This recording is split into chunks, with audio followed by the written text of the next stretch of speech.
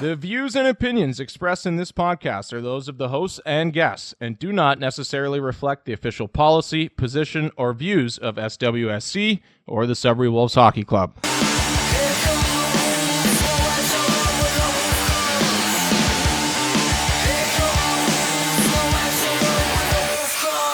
All right, hello and welcome to the DenCast. I'm David Bowen, your host. This is episode number 8. Can't believe we've already reached this point. It's been a fun summer so far talking about some Sudbury Wolves hockey.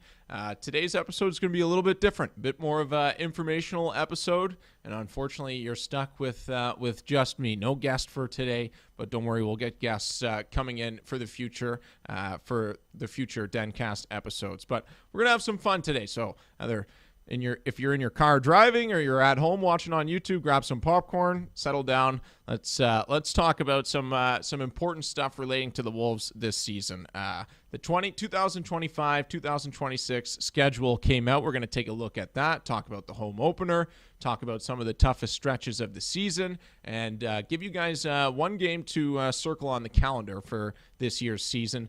And then we're also going to talk about the Wolves lineup and how things are shaking out. We'll look at some of the Wolves draft picks that have signed. We'll look at some of the import players that have signed. And we'll take a look at even the import draft that happened just a day ago. So let's waste no time. Let's get right into it. Here's DenCast episode number 8. We'll start off with my schedule reaction for the Wolves. Let's talk about the home opener.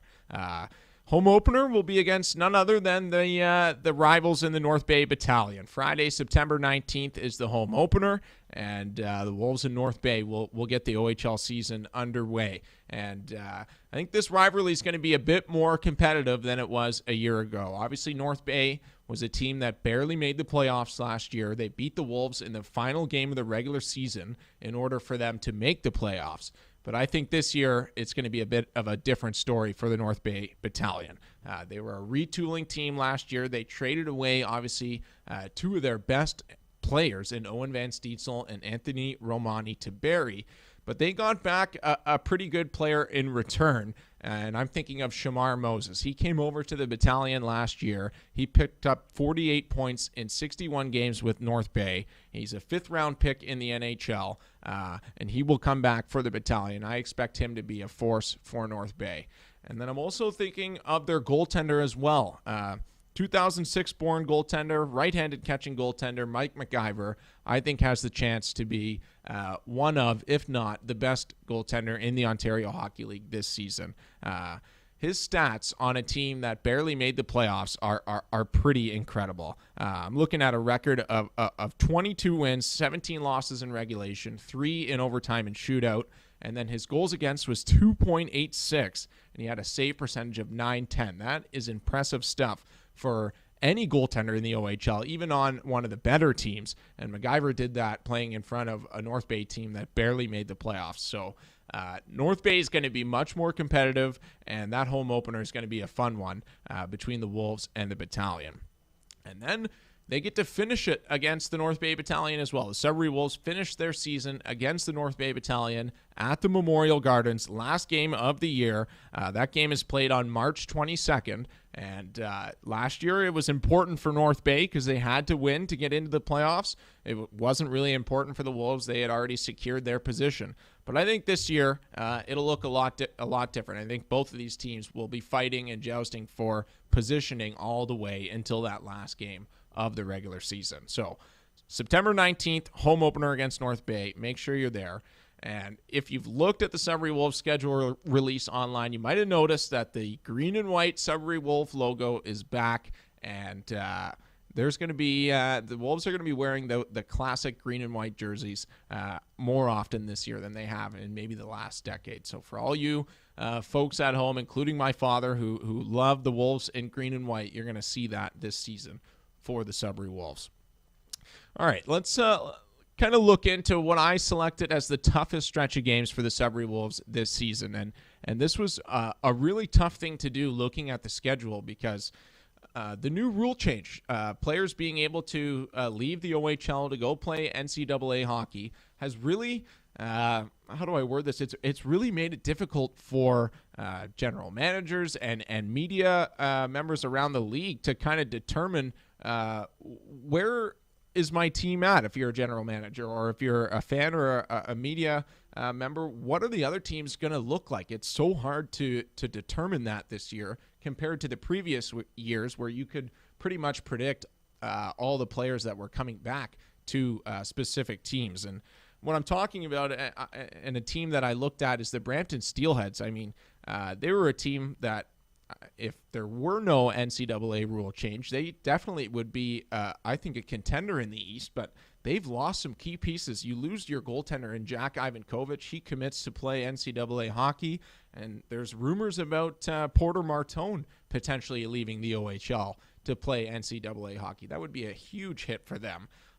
Thinking of Malcolm Spence in Erie, he commits to play Division I hockey. And then obviously here in Sudbury, the Sudbury Wolves, Henry Muse commits to play Division I hockey. So this new rule change has really kind of made things interesting in the OHL, and that list goes on and on. There's plenty of kids that have left to go play NCAA hockey, and that list is about the same length for kids that were committed to play NCAA that have come to the Ontario Hockey League. So the good and the bad comes with that rule. But the toughest stretch for me that I'm fairly confident in is from February 22nd to March 14th. The Wolves play a stretch of teams that looks like this. They play the London Knights, they play the Sioux Greyhounds, they play North Bay, they play Kingston, they play Oshawa, they play North Bay again, Oshawa again, and then the Barrie Colts. That's going to be a tough stretch for the Sudbury Wolves right at the end of the OHL season. All those teams that I mentioned, I think, are going to be strong teams in the OHL. Some of them not as strong as a year ago, and some of them better than a year ago. The two teams that I think will be better than last year, talked about North Bay. They're going to be better, I believe. And then the Sioux Greyhounds as well. Brady Martin got picked 5th overall by the Nashville Predators. It'll be interesting to see what happens with him. Does he play his more than 9 games in the NHL and get into year 1 of his entry-level contract, or does he come back to the Sioux? I'd be leaning towards him coming back to the Sioux, which would make the Greyhounds obviously a lot better going into next season. They were a fringe playoff team last year in the West. I think they'll be better. The London Knights, they're the London Knights. They won this year. They lost 1 game all playoff and Memorial Cup run. They're obviously losing some great players, Easton Cowan, Sam Dickinson, but they have more great players, and that's the London Knights for you. They'll be very good once again. The Kingston Frontenacs, Wolves fans are familiar with them, obviously losing in round 1 of the playoffs last year. I think they're going to be solid. They have a solid nucleus there that is coming back. They'll be a good team in the East this year. The Oshawa Generals, that's an interesting one. I think they'll take a bit of a step back from where they were last year. You're losing players like Colby Barlow and Beckett Seneca and obviously Callum Ritchie and Gibson on the back end, but they still have good players on that team. I'm thinking of the likes of Owen Griffin and Simone Wang, who just got picked in the NHL draft. They will still be a reputable team in the Eastern Conference. And then the Barrie Colts, kind of similar. They're going to lose Owen Van Steensel and Anthony Romani, but you've still got Kayshawn Aitchison, who just got picked in the NHL draft. He will come back to the Barrie Colts, in my opinion. Barrie will still be solid, and obviously Ben Harabik in goal proved that he could be one of the best goalies in the OHL last season. So that's a pretty tough stretch for me. All of those teams I think will be competitive, and the Wolves play them all in a row from February 22nd to March 14th. Another thing that I always look at in the OHL schedule is how many 3-3s are the Wolves going to play. Back when I played my very few games in the OHL, it seemed like there were 4 or 5 3-3s every year, but the OHL has been trying to cut down on that because it's such a disadvantage playing 3 games in less than 72 hours. Yeah. Just craziness. So the Wolves are the OHL is trying to cut down on that. And the Wolves play just 2 3-3s this year. One is September 25th to September 27th. You're playing the Windsor Spitfires, Sarnia Sting, and the Brantford Bulldogs. That's a pretty tough stretch as well. And then November 28th to November 30th, the Wolves will play Barrie, Brampton, and Guelph. So just the 2 3-3s, that's pretty good for the Wolves. Just 2 is probably the fewest the Wolves have done in a long, long time.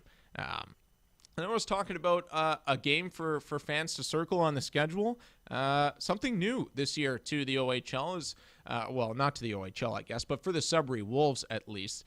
They've played this team in a preseason game, but this year they're going to do a home-and-home with the QMJHL's Rouyn-Noranda Huskies. And that game will be at the Sudbury Community Arena January 18th. It's a Sunday afternoon game. I would circle that game on the schedule. If you're able to come to that, I would highly recommend coming to watch that game. I'm looking forward to it. Just the contrast of play between the OHL and the QMJHL is always fun to watch. And Rouyn-Noranda was a team that was kind of a fringe kind of playoff team last year. I would expect them to be a competitive team, and those two games should be fun ones to watch. So January 18th, Sunday afternoon, come watch the Wolves take on the Quebec Major Junior Hockey League's Rouyn-Noranda Huskies.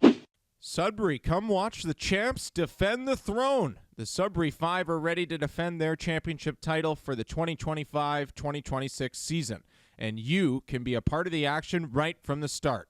Get your season membership now and lock in your place among the crowd as the Five fight for their throne. Early members score exclusive perks, discounts, VIP access, and more. Don't miss out. Grab your membership today at greatersudbury.ca/tickets. And those games are actually going to count towards both of their standings. So it's not just a fun kind of exhibition game. Those games are for real. Both of those teams will be looking to pick up 2 points in those games.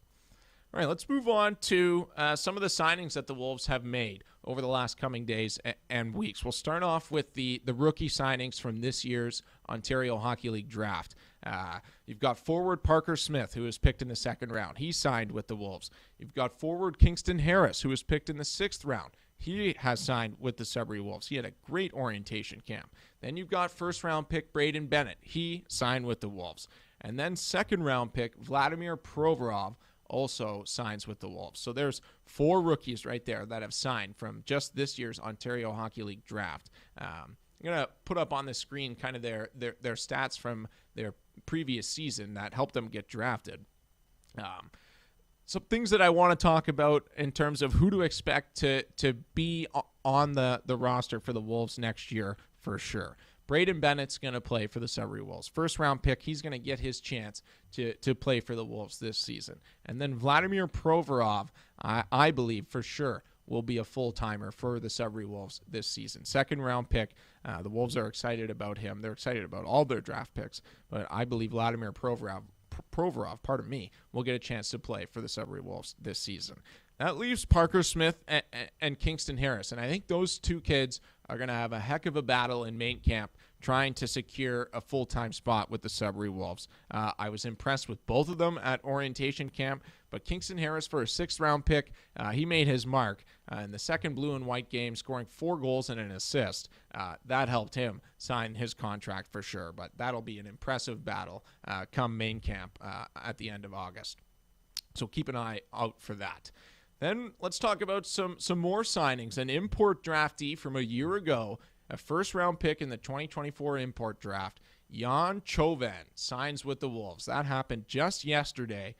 6'3", 190-pound Slovak winger, was a 6th-round pick by the Los Angeles Kings in this year's NHL draft. He signs with the Wolves. That is a massive addition for them to kind of bolster their forward depth. He had a big goal for Slovakia in the under-20 World Juniors. I'll show you that. We're talking about the youngster, the 15-year-old Sonsonin's in the lineup. Rico Gredic, a Rangers 6th-round pick, was injured. Wrist shot, score! Wow, off the turnover, what a massive goal!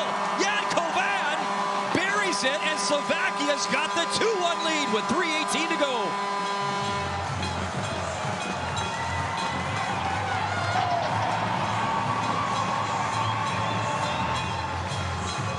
This kid has some real promise, and he's such a big body and big frame.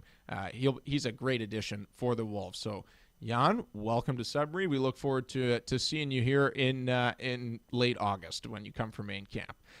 Let's talk about this year's import draft. That just happened a day ago. The Wolves picked 29th overall, and they selected Artem Gonchar with their first-round pick. And yes, he is related to Sergei Gonchar, the old Pittsburgh Penguin defenseman.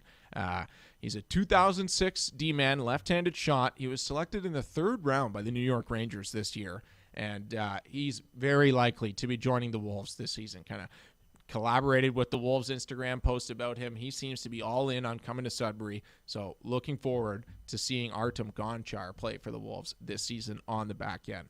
Then they took a bit of a swing in the 3rd round, and I apologize in advance if I mess up the pronunciation here, but Lasse Bolius in the 2nd round, a 2007-born defenseman. He stands 6'1", 190.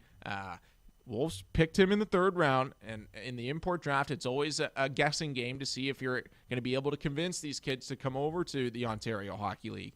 But for me, he's in a similar position that Dalibor Dvorsky was in. He's going to try and play pro hockey in Finland in the Liga, but if he doesn't get the ice time, it might be better for his development to come over to the Ontario Hockey League. So Wolves fans, keep your fingers crossed, because this is a great, great player in Lasse Bolius that could be a Sudbury Wolf this season and would really help bolster the Wolves' back end this year. So there's kind of your signings and your import draft picks this year. Now I want to play a little bit of a game, a way too early kind of lineup prediction for the Sudbury Wolves. And in no particular order, and when I say that, I mean I'm not talking line 1, line 2, line 3, line 4. These are just kind of the 12, 13 forwards and 6, 7 defensemen that I would expect the Wolves to have this year. And then their 2 goalies as well. So up front, right here, I've got Kieran Walton, Nathan Villeneuve, and Alex Ferran. Alex Ferran takes 1 overage spot. Then I've got Jan Chauvin, the Wolves just signed him, Braden Bennett, and Chase Coughlin. And Chase Coughlin takes up the 2nd overage spot. Then I've got Vladimir Provorov, Blake Clayton, and Rowan Henderson. And then the last couple of forwards I've got Henry Doucette. He really impressed me at orientation camp. He's in great shape. I think the Wolves give him a serious chance to make him a full-time forward this year. He played some games last year, but wasn't there for the whole season, went down and developed in the BCHL. I was impressed with him. Then you're going to have the battle between Kingston Harris and Parker Smith. That'll be a great battle. I think both of them will play games this year in the OHL, but which one is going to play more, that is to be determined. And then my last forward that I have is Ethan Dean, or one more forward that I'm missing here as well is Hudson Chitteroni. I can't believe I forgot him. Oh my goodness, Chitter. So sorry. Chitter's going to be in that mix as well. So there's 14 forwards to think about. Walton, Villeneuve, Ferran, Chauvin, Bennett, Coughlin, Provorov, Clayton, Henderson, Chitteroni, Doucette, Harris, Parker Smith, and Ethan Dean. That is a good nucleus of forwards, and there's going to be some tough decisions to make for the Wolves coaching staff to cut that down to just 12 or 13. Then on the back end, you got Artem Gonchar. The Wolves just selected him. Then I've got the 3rd overage spot will be interesting for the Wolves this year. Gavin Ewells or Noah Roberts. The Wolves are going to have to make a decision on one of them, and it's going to be a bittersweet goodbye to either one of them because they're both great kids and they're both great players as well. So that is a tough decision that I'm happy I don't have to make. You can carry 4 overagers, but only until I think around January. So they'll have to make a decision on one of them eventually. Then you've got Trevor Odell and Luca Blonda, obviously 2 guys that were on the team last year.